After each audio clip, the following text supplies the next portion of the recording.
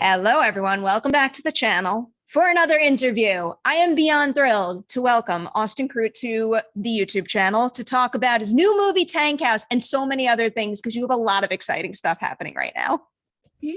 Thank you for having me. Thank you so much. The cool thing, or one of the coolest things ever, is when I'm about to talk to someone and I get an email about news breaking for a particular project that person is part of. And it's going to happen like the same day, almost at the same time. Yes, absolutely. As a matter of fact, I cryptically talked about this next project on the last interview, but the title wasn't released until minutes ago. And now it is. I have it here. We could talk about that one in full, but I have to go back to the very, very beginning. I love asking people this. Going back to day one, what would you say was the movie, the performance, personal experience, whatever it was you had that first made you say to yourself, I have to be an actor and nothing else? I would say it was sixth grade.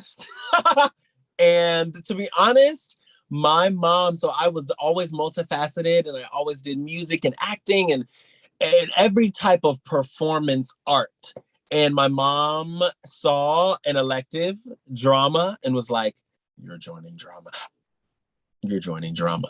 And so I went and I joined it. And ever since then, I have been going full throttle and I've wanted to be on film and TV. And now I'm doing film and TV. Yeah, I love hearing it. So you are talented in a number of different respects. Was there ever a point where you felt the need to only pursue one particular form of art over the others?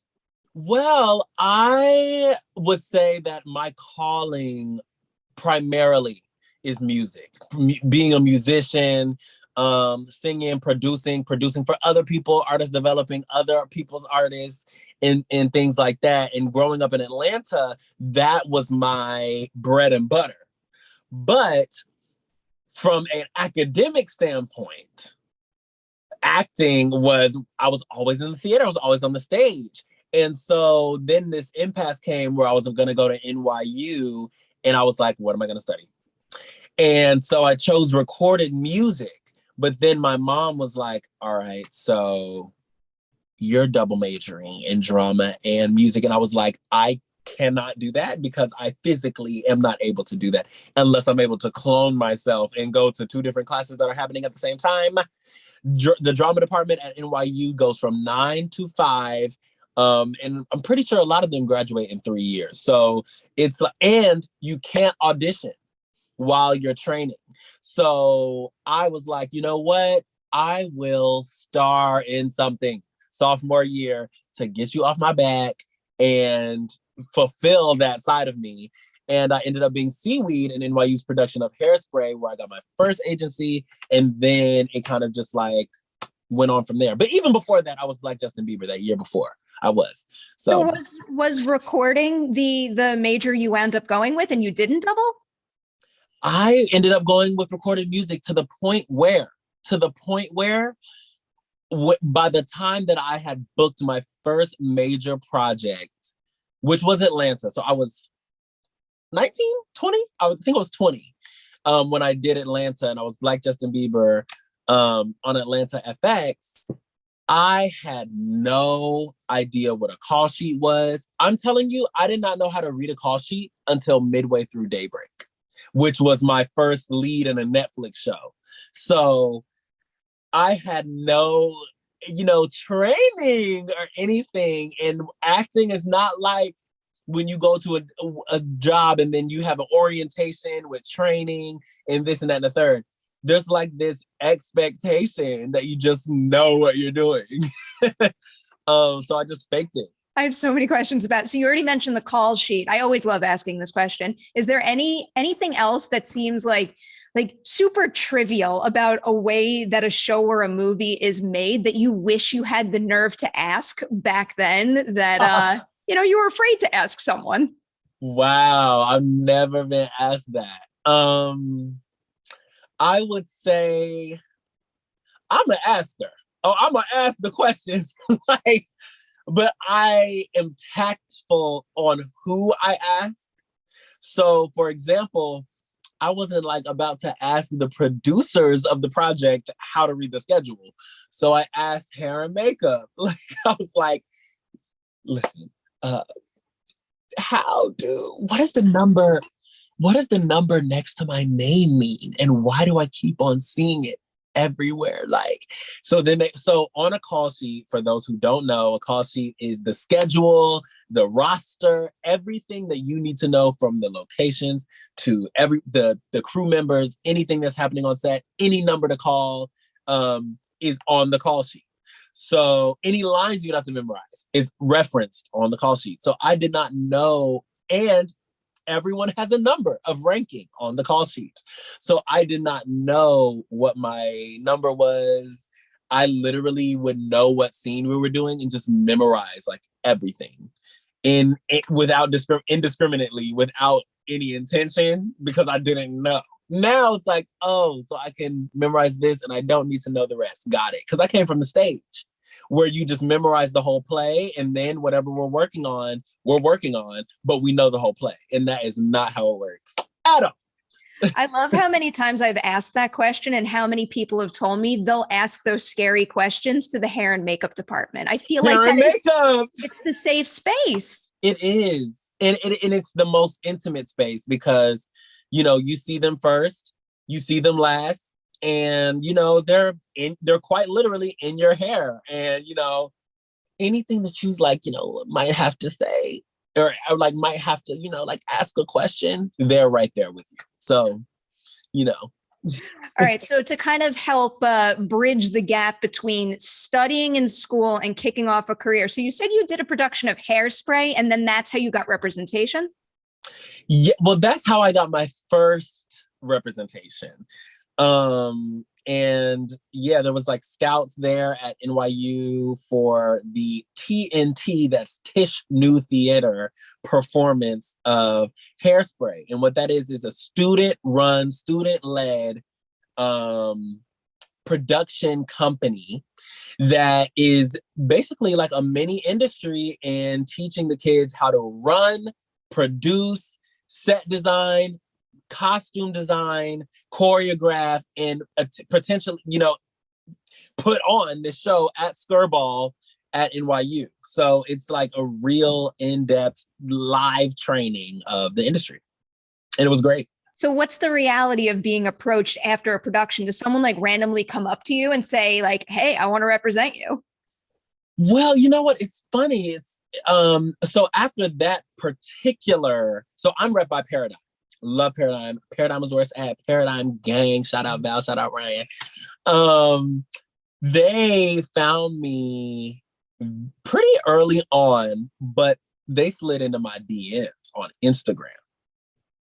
So I met with an agency when I was doing that show, doing Seaweed, but there was another agency that had their eye on me based on Atlanta, my performance in Atlanta.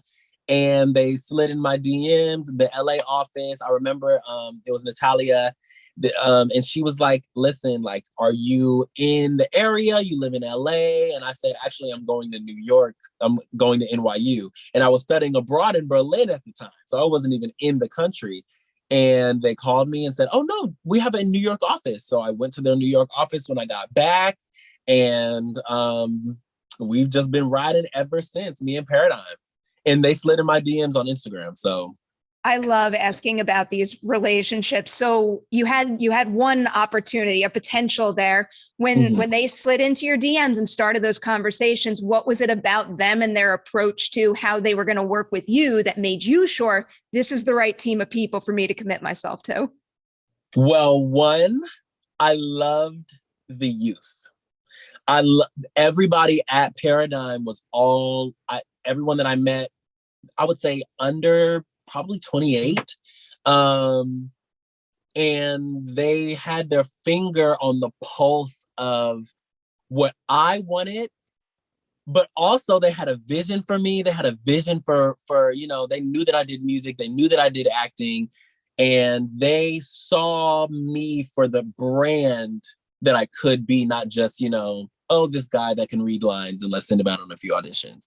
Also, their offices are really, really nice. Their office is really nice. The Paradigm office, if anybody has ever been, like, they know, it's really, really nice. And I love Scott Metzger and like just everybody that I had met there at the time. I think that he switched agencies recently, but everybody that I met there at the time and everybody that's there now is just like incredible, and their energy is just right.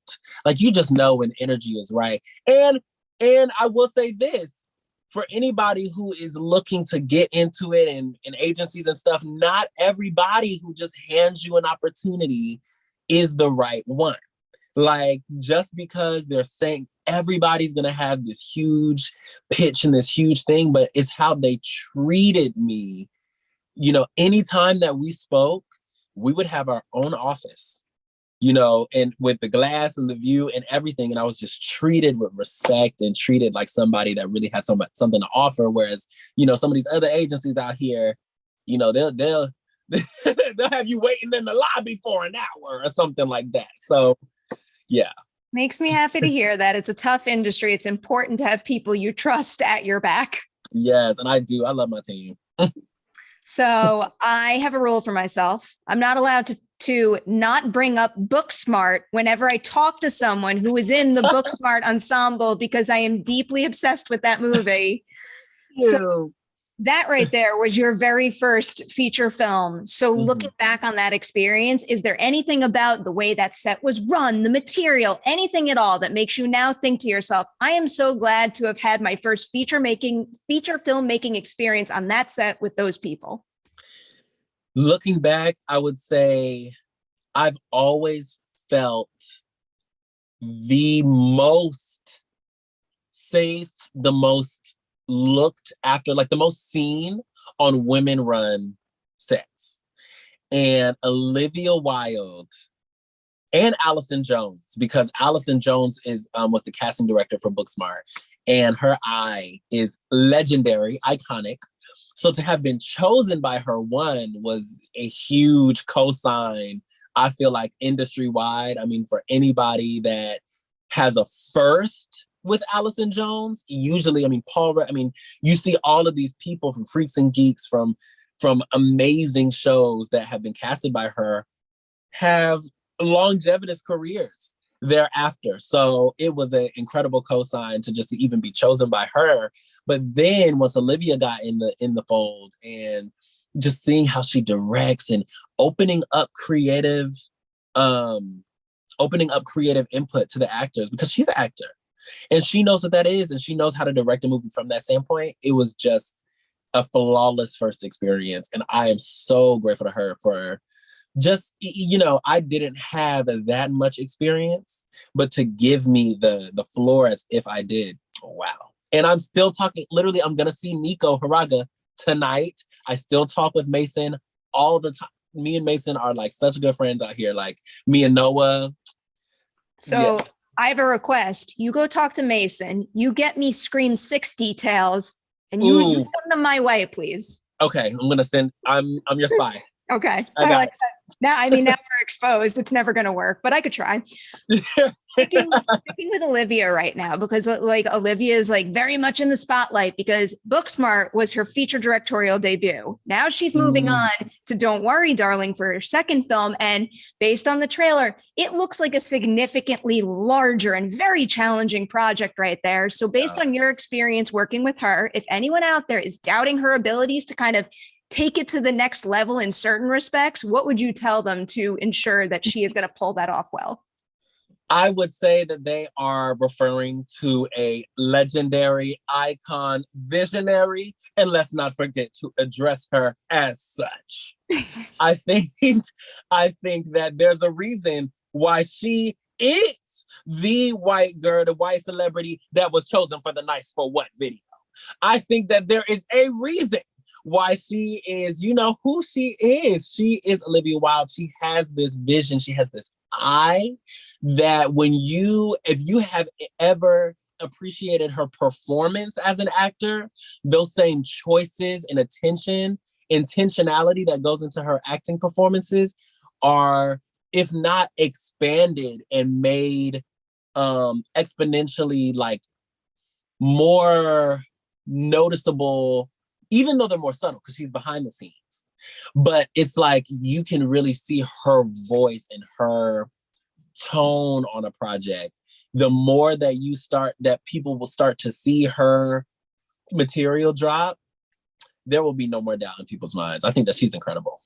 I feel like that should be clipped out, and anytime she does like a Comic-Con or Q&A, like that needs to play to get everyone that Olivia Wilde's about to come out on stage. She's about to come. The queen is about to come out. Now, everyone. All right. Let's touch on Tankhouse now. So I imagine that opportunity comes your way. There's a whole lot of reasons you want to get involved in a production like that. But was there anything about the people involved or the material that made you think that, like, this is the right type of project for me and my craft right now in my career? Yeah, well, right. That's very interesting. So I had just finished filming Daybreak, and that was my second major production. After that was actually the first production at all after Booksmart. So it's like I went from my first ever movie to my first ever like lead Netflix show, big, crazy. So to have a more intimate, passionate project that reflected my time as a theater kid for the longest was it was a no-brainer. I was like, I absolutely want to do this. Like, absolutely. Oh, so many questions about this now. So jumping off what you just said about it being shot like a little while ago, I was about to jump into your future projects, but it seems like this came first. Yeah. What is a new tool in your acting toolkit, so to speak, that you can credit to your experience on Tankhouse that you were able to apply to some of those upcoming titles we're going to talk about?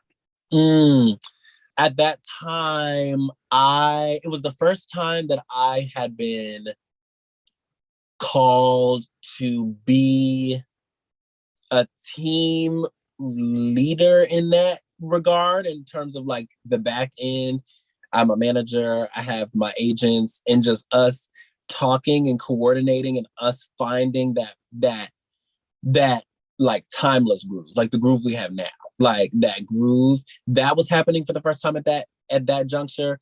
But then I think also I started to realize how much I had gleaned from Daybreak in terms of just like technical things, the camera, eye lines, making choices, and how they read on camera, because I feel like a lot of actors get caught up in like feeling it, but then it's like you could feel it, but we didn't see that. We didn't see it. So it's like knowing what choices read on camera versus what choices don't.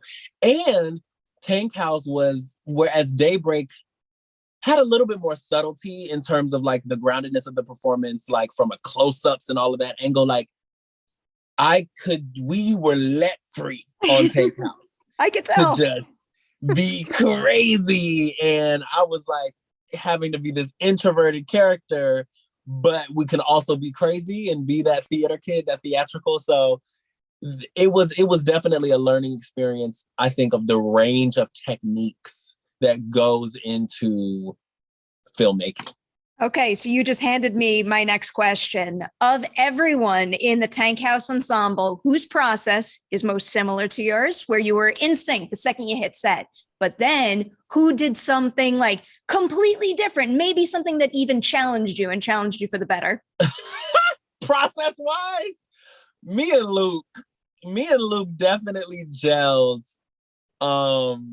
immediately. Luke Roberts plays Brady, my best friend and I honestly initially read for his part.